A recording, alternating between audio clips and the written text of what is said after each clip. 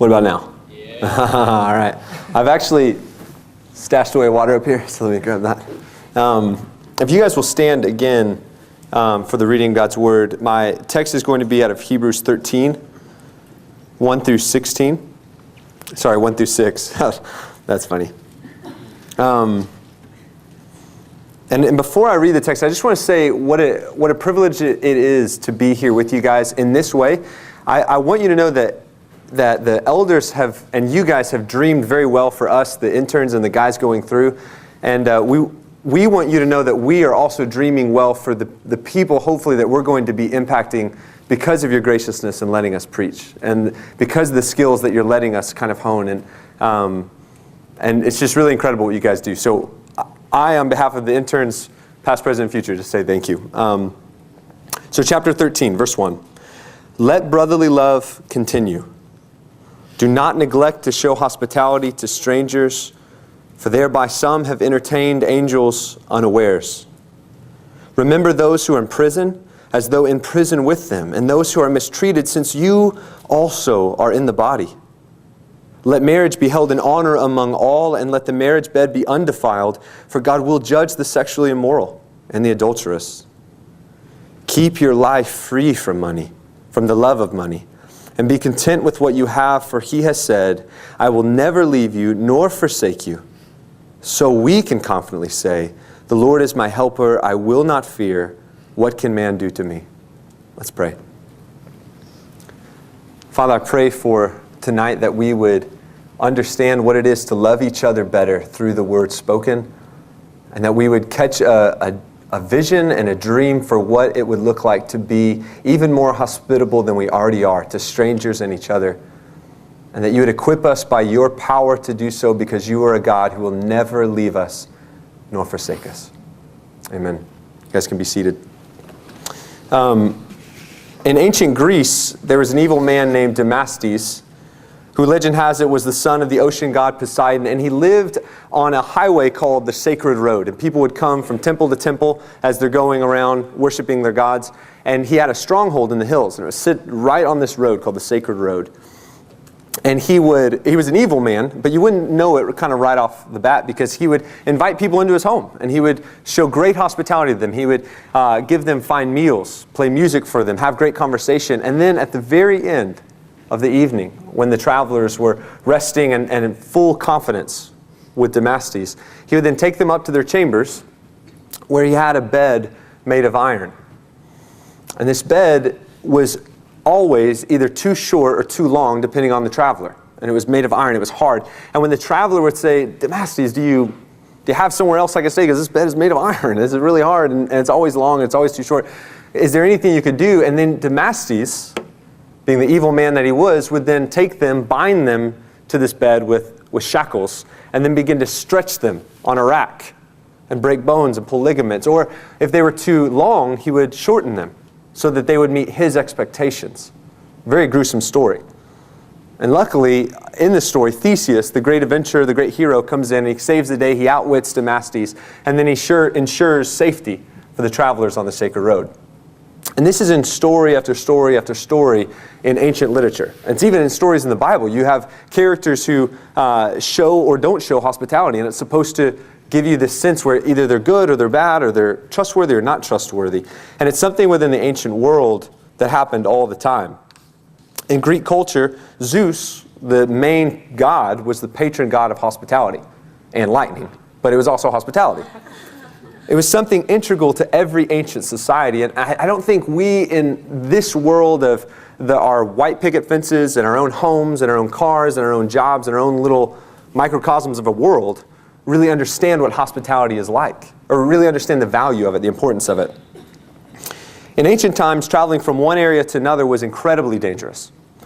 There were limited roads, no hotels, no cars, no planes, no trains to get anywhere safely. Ethnic barriers were more severe. Political tensions were more severe. Going from one area to another area meant you were going into an area that you couldn't MapQuest. You couldn't Wikipedia and find out what is this area about. You had to just go and hope for the best. If any travel was ever going to happen in these cities, Every society had to come up with their own code of conduct for hospitality, and you see this a lot of times. We see this in biblical stories.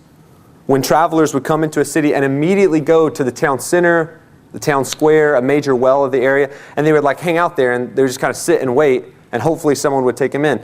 And if you remember some of the biblical stories, every single time someone is not taken in, either violence occurs or it's at the very least a very negative thing, right? There's no room for Jesus in the inn, right? Or stories in Judges where people would show up and no one would take them in, and then violence would happen. It even happened in Genesis. Hospitality was huge for the ancient world. It was absolutely integral to their society. But it was an even bigger deal to the people of God. Because hospitality wasn't just something that we did, right, for our benefit. It was something that was revealing God's character to the Israelites, and then the Israelites' character to God and everyone else. So it was something that was very revealing of the Lord. That's what hospitality was. It wasn't just something we did, or they did, because I wasn't there. Many ancient cultures valued hospitality for the sake of expediency. So let's think of it like this. If I'm in Jackson and I'm traveling to Nashville and I'm like, hey guys, let's go over to Nashville. So we go to Nashville, we hang out by this well or something, and we wait to be taken in. Someone takes us in, everything's great. And then we go back to Jackson here and we say, oh man, people from Nashville, they're incredible, they're so great. They'll take you in. You guys should go over there and hang out. And so then people from Jackson would go over, more people. And then people from Nashville would start coming on. And oh, you're from Nashville, yes. And all of a sudden trade would increase, literacy would increase, economic greatness would increase, religion, all this kind of stuff. Really, really expedient, really, really good. That's not the case in the Bible. In Deuteronomy 10, 17 through 19, the Lord tells us to do something, and then He gives us a reason why. And it's completely different than it'll bring you trade. It'll bring you a lot of benefit. It says, for the Lord your God is God of gods and Lord of lords. The great, the mighty, the awesome God who is not partial. He takes no bribe. He executes justice for the fatherless and the widow and loves the sojourner, giving him food and clothing. Get this. Love the sojourner, therefore, for you were sojourners in the land of Egypt. He takes the ancient law of hospitality and he ratchets it up just a little bit. Right? Most people would have done hospitality because it benefited them. But the people of God are supposed to do hospitality because they were just like the people who they're helping. He's reminding them of something. He's reminding the ancient Israelites, hey, you were just like those travelers. You were just like those sojourners. You were just like those lost and broken and weary people. And if we were to put it into our world, which I think we have to do, it's not a physical land that we were lost of. It's not a physical place or being. Instead, it's a spiritual place. So we're looking at this and saying, I remember when I was lost. I remember what it was like to be broken and weary and having no hope. I remember what that was like. And so the Lord says, you, Cornerstone, people in Cornerstone, you were just like them. You were exactly like them in every single way. You were the broken. You were the lost. You were the forgotten. You were the needy. You were the ones with no place to lay your head. Until I clothed you, until I fed you, until I gave you a name, my own name. You live only by my hospitality, only by my saving hospitality. And I think that's the vision for hospitality that Christians are supposed to be having. I think it's a vision that says, every time I show hospitality, I'm remembering where I came from, right? I'm remembering the things that I'm supposed to remember about God and who He is. And what's more, I'm not only just remembering God's graciousness to me, I'm also remembering to be gracious to others, which is exactly the way God was gracious to me. And I think that's the beginning of hospitality. So let me break down the text just a little bit. So kind of, some of you guys like to take notes. I didn't put PowerPoints up because I didn't have like really long sentences. Just really, really simple. One is the call. The command in verse 1. And it's just love brothers. Love your brothers, love your sisters, love the family of faith. 2 is to remember the way, just the way. And the way we love our brothers in verses 2 through 5 is pretty extensive. There's like 4 different things. I'm only going to be focusing on one of them, and that's hospitality. And that's in verse 2. So in a sense, I'm kind of preaching a crazy sermon at Cornerstone because it's a bit topical. So be gracious to me. The third thing is the hope. What is the hope that we have? What is the ability to love our brothers well and to practice hospitality well? And the ability is that we have a God who will never leave us nor forsake us. So let's just get into the call. The call of this passage is abundantly clear. Brotherly love must continue. And in order to understand why the command or the call is so crucial here, we need to go back just a couple of chapters. You look at chapter 11, and we have this great hall of heroes of the faith, right? You have so many great stories of people being faithful and people doing what they should in obedience and in faith. And we have all this in 11, and then going into chapter 12, it tells us that we have and are a part of an unshakable faith. We're a part of an immovable family. And then in chapter 13 it says, so love that family. Love that family of faith. Let brotherly love continue. Or as in one translation says, brotherly love must continue. It must. The command is abundantly clear. The call is clear. Love your brothers. Love the family. But then in verses 2 through 5 we get in the how. We get in the how are we actually going to do this? How is it possible to love people that lie, that steal, that cheat, that are awkward? And let's face it, some of us are awkward, right? Some of us are awkward where you kind of have a conversation, we're like, oh, this is awkward, I don't really know what to do. Or imagine going over to someone's house and you're sitting there and you're asking them questions and they're giving you the one-word answers. You're like, this is going to be a long night, right? Or you have someone who's just talking your head off, right? I feel like I'm like that guy. Everyone's like, slow down, stop talking to me. But we have this awkwardness, right? It doesn't take very hard. If you've ever come to Cornerstone as a new member, right, you're all of a sudden like, wow, there's hundreds of people here that I don't know. That's awkward. That's hard. How do you do it? How do you love them well when awkwardness builds up? How do you love people who are annoying, who are weird, who are dysfunctional, who have different histories than you have, who have different cultural backgrounds, ethnic barriers that you have never even encountered? How do you do that? How do you love someone who's selfish? Because we all are. Hurtful. And this is why I love this passage so much. Because this passage kind of puts meat to the bones of the doctrine. Right? It tells us how to do it. Not very many of us, I think at Cornerstone very often, are asking the question of why. Why do I need to love people? Right? Doctrinally we understand that. We get that. But sometimes we get to the question of how a lot more often than that. Right? We're struggling with how do I actually practice that thing that I know that I should do? And I think the answer is hospitality. How do I love people? Easy answer, hospitality. You show hospitality to them. And if it's true what I said before, that hospitality is gospel work, right? If the Lord is giving us His saving hospitality and we're reminding that of ourselves every single time we're showing hospitality, that's gospel work, especially when we're showing God's graciousness to others. And if that's true, let's get practical and ask the glaring question of the text. Cornerstone. What are you doing to bring strangers into your home? Because that's what it says, right? It's very, very clear. Don't neglect, don't stand in the way of showing hospitality to strangers. Hospitality in the Bible is a sign of spiritual maturity. God says to be hospitable means to care for the widowed, care for the orphan, care for the weak, the oppressed, the foreigner, the immigrant, those that don't look like you, don't talk like you, they don't walk like you, they don't say the things that you do, they don't get the things that you do, they don't have the same background as you. We need to look after them. We need to care for them. We need to do everything we can to make sure that strangers amongst our midst are taken care of. Strangers' needs are fulfilled. And that we would dream well for them. One of the things I'd love to start seeing, and I see it already, but I'd love to see it in more measure, I'm speaking out of my own heart, right? Out of my own mind, because I see this deficiency in myself. And it's something that Nathan is teaching some of us, to dream well for other people. To see people's needs and anticipate them. To see them not as they are in this moment of time right now, but to see them instead what they're going to be doing, who they're going to be touching, who they're going to be impacting in the long run. And I want you to catch the importance of hospitality. The end of verse 2 tells us, some have entertained angels unawares. And that's a really weird, that's a really weird verse. Because the implications of some of that is kind of strange. But I think at the very least, I'm going to stick to kind of the very least stuff, the stuff we know. At the very least, the writer's pointing us to Genesis 18.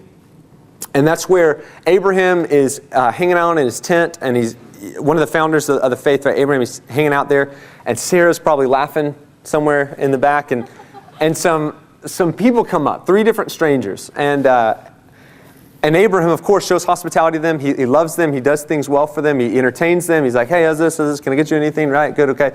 And then all of a sudden, it's like, Abraham, I'm God. And everyone's like, whoa, right? In the story, you're like, this is God, holy smokes, this is wild. And then he's like, yeah, look at these two guys. They're going to go smite some people. Stay away from them. They're kind of crazy. And the Lord blesses Abraham. He does really good things for him. And I don't want to get into like some of the implications of the text. The only thing I want to kind of focus on here is what he's saying when he reminds us that angels could be amongst you. And you might not even know that they're angels, right? I think what he's saying there is God is intimately concerned with how you do hospitality. How often you do it and the way you do it and your heart behind it. Because when we're thinking about angels, we're thinking about messengers of God, right? We're thinking about God's heavenly entourage. And if the Lord is sending them down at all, anywhere on earth, we have to be considering that the places He could be sending them and the places He could be sending them has got to be a place where His gaze is going to set intensely. And so one thing I think that we draw out of this text is the Lord is intimately concerned with how we do hospitality and that we do it well. Every single time we take someone out to coffee, every single time we welcome a stranger, every single time we see someone in Cornerstone and say, I don't know them, I should go up and talk to them. Every single time we open up the doors of our home to people, the Lord is taking something that is common, something that we do, which is hospitality. Everyone does hospitality. It's common. He's taking something that is common and normal and regular and taking it into and making it a spiritual experience that He's going to move powerfully through. John Piper calls this being a conduit of God's grace. So if you could think of like God as this like energy source, in a sense, I don't want to get too crazy, but He's sending His energy of grace inside us, and we are conduits, and then all of a sudden we're focusing that and sending it out in other perfect examples of God's grace and His kindness. And I think that's a beautiful thing. We have the ability to be the hands and feet of God to strangers, to be gracious to them. And in some ways, some of these strangers, this is going to be the very first example and experience of God's grace that they've ever even known. There's a lot of power in the ability to be hospitable. But let me add a new level to this. If we're talking about brotherly love, why just talk about strangers? Whatever we should do for strangers, we should be doing even more so for the brothers and for the sisters. I look around this room and I see a lot of people who don't know each other. And I see a lot of people who want to know each other, and I see a lot of people who are dying to be known. I've spent time at many of your houses, and a lot of the things that I hear is, man, I just wish I knew this person at Cornerstone. Right? I've seen this person, I don't really know them, I'd like to get to know them better. And then I run into people, especially college students, who say, man, I just wish that I could get plugged in there. Right? I feel like every single time I've been going for 3 months, and I just don't know anyone there. And so, from my perspective, I'm seeing this thing where it says, I really, really, really want to know people. I'm really, really, really dying to be known. And so I want you guys to have freedom and to say, there's so many people here that you can connect with. So many people here who need you. And we talk down here up front, every single time we have a new member, we say, hey, new members, we all need each other. And the only thing I want to push you guys to is to start dreaming of some of these new members, dreaming some of these college students, dreaming some of these families who are kind of new and trying to figure out what's going on. Because I think what happens a lot of times is we, who have been here a while, have a great love for each other already. Deep love. And so all of a sudden we come into, this is my perspective, it might not be your perspective, but we come into church, and I'm so busy throughout the week, I haven't seen you guys in like a week. So the second service gets over, I'm like, I got to go see my friends. I got to go see them. Man, what's Mike Lee doing? Man, I got to go say hey to Tim O'Day. Wait, where's Lee? I got to go do this. And all of a sudden we forget that there's people here that we need to show grace to. We need to show kindness to. And it's not an intent. We're not trying to do this. It just happens. And so what I want to start changing some of the perspectives that we have to be saying, we have many new people here, many strangers to many of us. So go love well. Invite people into your home. I don't think, this might be a little crazy. I would love it if there was not a single newcomer here who never would experience a day where they didn't get invited over to something, right? Over to lunch, over to dinner, over to someone's house. And instead, they felt almost immediately that they were connected inside a community that they've never experienced before. Because that's been my experience here at Cornerstone. And I'd love it if that was everyone's. Imagine the impact you can have on someone if you dream well for them. You think through an issue that they're having, just go up to them and say, hey, I noticed this kind of in your life, or you mentioned this thing in prayer. Let's go get coffee sometime, and we're just going to brainstorm about it for 2 hours. Or you think of it like this. You think, man, this person and this person would really go well together. And I'm not talking about how a lot of us put that together, right? I'm not saying guy and girl together. I'm saying like this guy has these skills to ministry. This guy has these skills to ministry. Let's put them together and point them to a ministry here in service, right? Or here in the church, or here outside of the church. Because if we start getting the vision of kind of networking and connecting through hospitality, I think we're just going to take off even more so than we've already done. Hospitality is a heart of changing your facial expressions, your body language, the way you talk to people, the way you smile, to make other people feel taken care of. It begins with that kind of superficial level. It's a decision to go after the awkward, the hard to deal with, the strange, the poor, the less desirable, the ones who can't possibly repay you, and you treat them as their worth in Christ, kings and queens, when you're around them. We're fighting some things in hospitality. And two things I think I'm fighting, or I've kind of seen us fight as well, is busyness and a Martha Stewart-like hospitality. And so let's kind of talk about the Martha Stewart kind. The Martha Stewart one is second you walk into someone's house, you feel like you're on eggshells, right? Because they have everything so pristine, everything so perfect, it's a gourmet meal, everyone's smiling, all the kids are happy, everything's going perfectly, and you think, man, if I show them who I really am, they're going to think I'm crazy, right? And all of a sudden, you can't say anything, you can't walk anywhere, you feel like you have more dirt underneath your fingernails than his entire house altogether. And I kind of joke, I kind of kid about that, but this is the reverse of Martha Stewart-like hospitality. It's, I can't have people over to my house because I have dishes in the sink, and I don't want them to see it. I can't have people over to my house because it's a little dirty, it's a little chaotic, and if they see that, I think they're going to perceive me as someone who's dirty, right? Or who's like messed up or doesn't have it all together. And I don't want them to see that. And so instead what we do is we say, I'm not going to bless someone today because I don't want to be perceived as someone who doesn't have it all together. I don't want to bless someone today because there's dishes in the sink, because there's a spot on the mirror. And I think what we're doing is we're keeping blessings from other people by doing that. And I want to challenge that view by saying that's not the biblical view of hospitality. The biblical view of hospitality that I see in the Bible is they had people in their homes every single day for meal after meal after meal. And I understand we have some difficulties there. Culturally, we have some difficulties there with where we're at.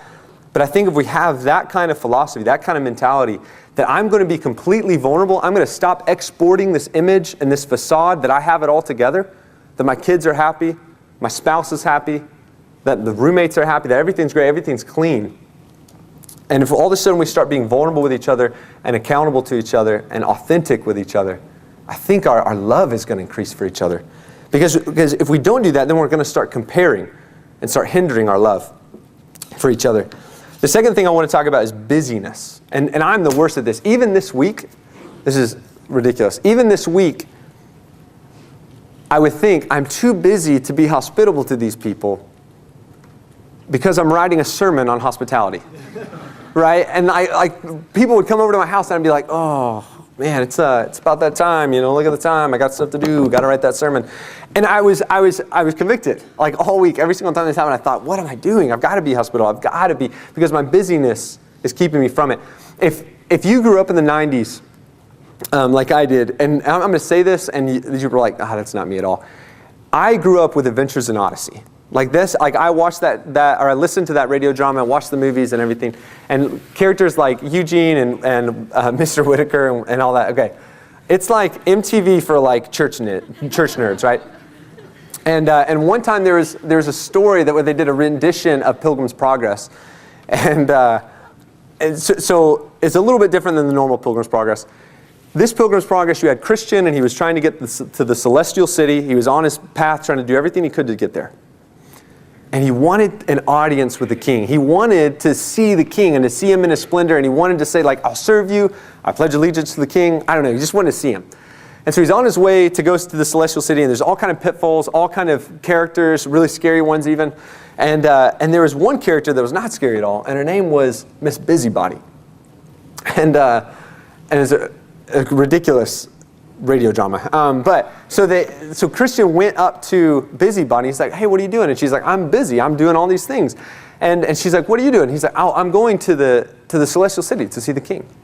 She says, oh, the king, what gifts are you bringing him? I was like, gifts? I didn't realize I had to bring any gifts. Like, what are you talking about? And she said, oh, let me show you. And she showed him all these trinkets, all these worthless crafts.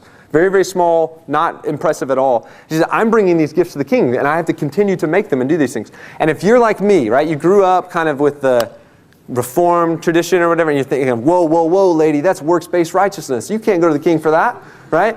But that's not the point of the story. The point of the story was that Christian all of a sudden began to sit down and make the trinkets with her and begin to be busy. And then all of a sudden he realized, after a time, I'm so busy being busy that I'm not getting to the point where I need to do. I've forgotten to keep the main thing. And I think we do this so often, right? We come to church and we're like, oh, I got to do this, I got to do this, I got to do this, I got to do this afterwards. And then we bolt out as fast as we can. And we neglect to see who's in our midst. Or we're along the road and we're doing so much stuff, and even good stuff, right? We have this and this and this to do. And then we forget to show compassion to the stranger. And so I want to kind of combat that, because I think we have to repent of that if brotherly love is going to continue. Two of those things is killing hospitality, and it's killing, therefore, our love. So a couple things that I want to say, just ideas just to plant some seeds and to kind of get things going. This might help you with hospitality. You might even be doing these incredibly well. But the first thing is invite people into your homes. Do everything you can to invite people to your homes. Homes are the incubators for hospitality. I spent some time working at a sports camp called Kanakuk Camps for 4 summers in college. And then while I was there, the highlight of every single one of those summers was this family called the Thompsons. A big family. You might have met Shane and Nikki. I've brought them here, and they met some of you. They hung out with the Markhams for a day. Incredible family. That was the highlight of my summer, getting to spend time with them, because they invited me over, and I'm not exaggerating when I say this, every single day. Every single day, Shane or their kids or someone would just say, hey, come over to the house. They lived right on campus. And so they're like, hey, come on, just come in any kind of time you want to. Doesn't matter what's going on. Open door policy for you. And I was touched by their willingness to invite a scrawny, ill-mannered guy to their house to eat all their food. I mean, I ate there all the time. And it was awesome. They brought me over for meals, for Bible studies, for daily chores, snacks, wrestling matches with their boys, embarrassing conversations about how many times I've struck out with so many girls. And then, this thing right here, I lost to Settlers of Catan against Nikki for a straight summer. I lost every single game for 3 months against her. I call that the Black Summer. When I went over to their house, I was always touched by them. It was as if I was wanted to be over there. Their body language told me, Tim is safe. Tim, this is a good place. It's not defensive. Tim, please come over every single time. Their conversation rolled off their tongues because they truly wanted to know how my day was, how I was doing, what's new in my life, where am I going, what I thought on spiritual issues. They opened up everything from the cupboards to their children's hearts to me. I knew I had freedom there. They went into hospitality with this on their mind, that gospel ministry was going to eat up their time, their money, and their resources. And they spent wildly. And that's what I want for us. Number 2, another idea for hospitality is small groups. Here's a shameless plug. If you want to be hospitable to others, get involved with small groups. So many of this body have been richly blessed by small groups. And some of us have probably gone into small groups thinking like, ooh, I don't know how this is going to work. Man, I'm busy. I have this to do. And then there's that weird guy, and this thing over here going on. I don't really want to do this. And now that we're in small groups, we can't remember what life was like without it. All of a sudden, we're touched. Our hearts are soaring every time we're thinking, man, I got this to do, this to do, this to do. And the priority is small groups. And so I might go a little bit off of school. I might go a little bit off this just so I can make it here on time. Right? And that person we might have thought, man, this is going to be hard. This is going to be rough ministry. Now all of a sudden we see their hurts. We see their needs. All of a sudden we start praying for them. And then our hearts are totally changed for them. Right now we can't help but dream for them. Now we can't help but want to be around them. And that's because we're visiting them, we're seeing them, we're praying for them. We're seeing them inside their own environments, inside their homes. Homes are the incubators for hospitality. So let's get in there. And here's something, some small groups might not like to do this, but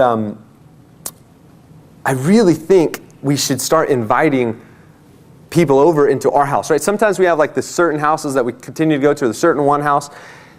I think college students even, some of you guys might, I'm not going over to college students' dorm. Invite them over, right? Invite them over to your dorm. Invite them over to your small house that doesn't have heat or doesn't have air or is too small or too dirty or too... Because the reason for inviting people into your home is not so that we're comfortable, not so that we have space for everyone to sit, but instead so that we can see into your life, so that we can see you in your environment, in your setting, and get to know you. And so the thing I kind of want to push here is more of an authentic, more of a relatability type deal, not this, oh, we don't want to go over there because we don't have time, or, oh, getting the kids over there. I understand sometimes that's hard. I don't have kids. I understand it's hard.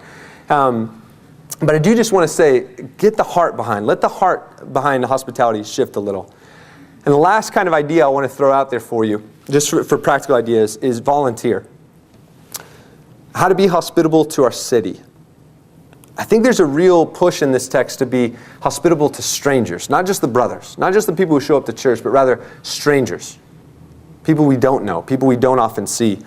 And so I just want to say, go and volunteer at RIFA. Go volunteer at Area Relief Ministries, Birth Choice, the Care Center with Pastor Nathan. These are going to put you into situations that you've never experienced before, or get you around people that you're not normally with. And then all of a sudden you're being hospitable to them will show people God's grace, right? Because that's the whole purpose of this. Hospitality is gospel ministry. So many of you do this well, right? It's easy to listen to a sermon like this or a message and think, man, I stink at hospitality. I'm so bad. And I don't want to heap up condemnation. That's not what I'm trying to do here. What I'm trying to do is, if you're doing this well, I want you to be inspired to do it more. If you're doing it well and you're tired and you're in the trenches and you're thinking, man, how in the world can I do this? I feel like I've been doing this stuff for people every single night, and I get that you need some times off, you need vacations, you need rests, but I also want to say that we don't have enough time to waste. There's so many lives that we can touch here, so many lives from people that we don't know that we can impact even more. And so I want to stir you guys up to do hospitality more. Be more intimate with people. Be more vulnerable with people. Go to their houses. Spend time with them. Look after their needs. Remember that you're fighting for this church when you do hospitality. You're fighting for our brotherly love. So do it more.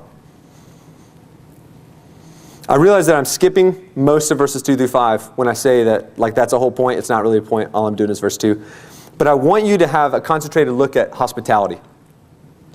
And now I want to kind of transition into the hope. What is our hope? What is our ability to be able to do hospitality well and be able to love each other well?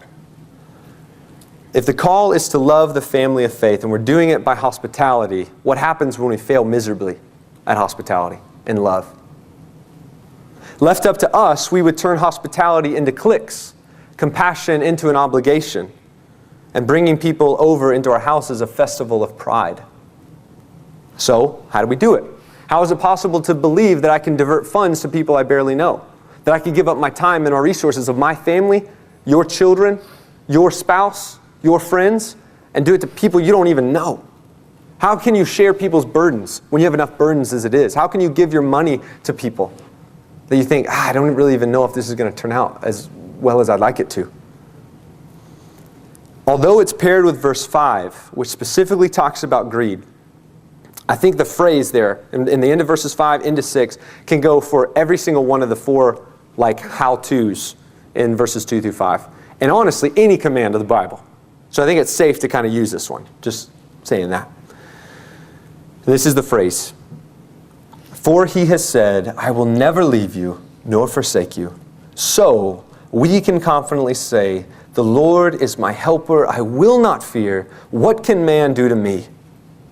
And these words are the power behind our ability to give up everything we have for others. Because Jesus will never, ever, ever forsake you. Why should you not fear to give up your money? Because Jesus will never, ever, ever forsake you. Why should you fear to give up your time and your resources? Because Jesus will never, ever, ever forsake you. Why should you not fear to bring strangers and people you barely know into your own house? Because Jesus will never, ever, ever forsake you. And there's power in those words.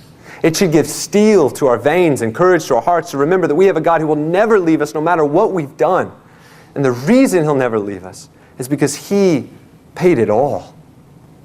He did everything required for us, just as Lee preached this morning. Look at verses 11 through 12 of this very chapter.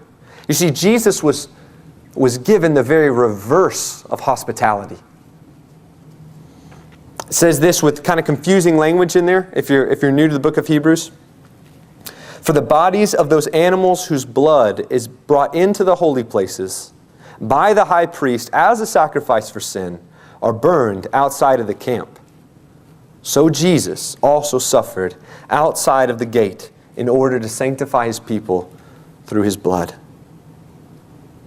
And what this verse is talking about is the cross. Hospitality is bringing a stranger in from the dangers outside of the walls, into a place where there's warmth, where there's peace, where there's comfort. In. Yet Jesus was thrown outside of the gates. Something filthy to be discarded, something cast away, something disfigured. He was once inside and then thrown out, beaten, mocked, spit on, killed. He started his life here with no room in the inn. He lived his life with no place to lay his head. And he ended his life outside of the city gates, broken and weary, with no one to call friend. And what's powerfully more than that, is that he cried out, my God, why have you forsaken me? He was given, as Lee said today, he would drunk down the dregs of God's inhospitality. Right? The reverse of what we're trying to figure out in this text, Jesus was given in every single facet, in every single way. And by doing so, He bought us from the hands of death and triumphed over the grave. He took the sojourners who were once in an enemy land, all of us, and He washed our feet. And He taught us how to wash others' feet. He took the outsiders and brought us inside. He took those who had no name and no purpose, and He gave us a name above any other name and any other purpose that we could ever even dream of. This is our hope in living a life of love towards others. We go outside of the gates like Him, and we pour out our lives. We pour them out like offerings. We can walk in confidence that He who loves us will never, ever, ever forsake us. He is our helper. Go now in brotherly love and care well for the stranger. Have compassion for those in distress. Invite others freely and richly into your homes, and fear not, because we have a God who will never, ever leave us or forsake us. Bow with me. Lord, we need your grace to do this. We need your grace to apply. Even I, throughout this week, have been failing miserably at this, I think. So we need your grace. We need mercy. I pray that you would stir up our hearts to dream for people. Stir up our hearts for dreaming where Cornerstone can be by your grace and by loving each other even more richly. I pray that you would put us outside of our comfort zones, outside of the areas where we find even greatest strength at times, which is in the company of friends, and cause us to go out even more and welcome strangers into our homes, so that our love would flourish with each other. I pray these things for your glory and by your will. And I pray these things so that your name would be getting more and more fame. Amen. You're dismissed.